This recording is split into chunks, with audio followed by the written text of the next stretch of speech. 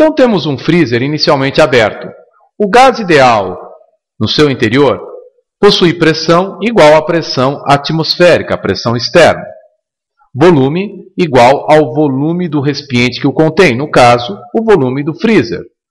E temperatura inicial igual a 27 graus Celsius, ou seja, 27 mais 273, 300 Kelvin. Em determinado momento, fechamos o freezer.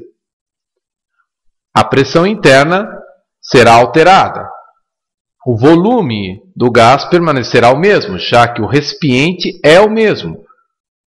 E a temperatura será abaixada para menos 18 graus Celsius, portanto, 273 mais menos 18, 255 Kelvin.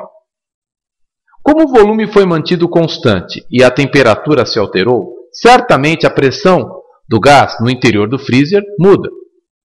Bem, sabemos que PV sobre NT é igual a R. Então, as condições PV/NT do gás na situação final devem ser iguais às condições PV sobre NT do gás na situação inicial.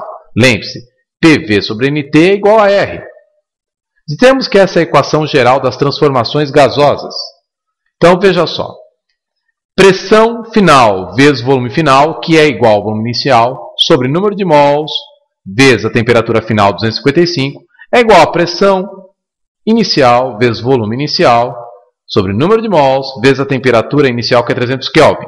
Observe que a quantidade de gás perfeito do recipiente é a mesma. Portanto, o número de mols final e o número de mols inicial são iguais, assim como os volumes finais e inicial. Então, temos que a pressão final é igual a 255 vezes a pressão inicial dividido por 300. Ora, a pressão final, então, será 0,85 da pressão inicial.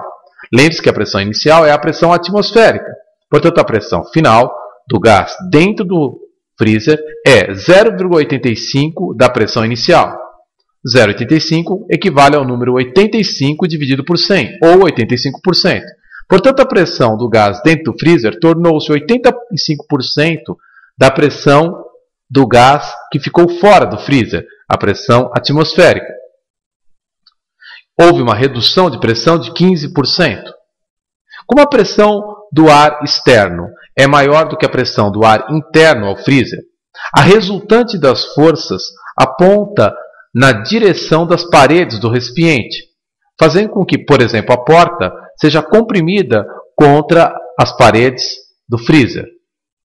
Alternativa correta, alternativa D.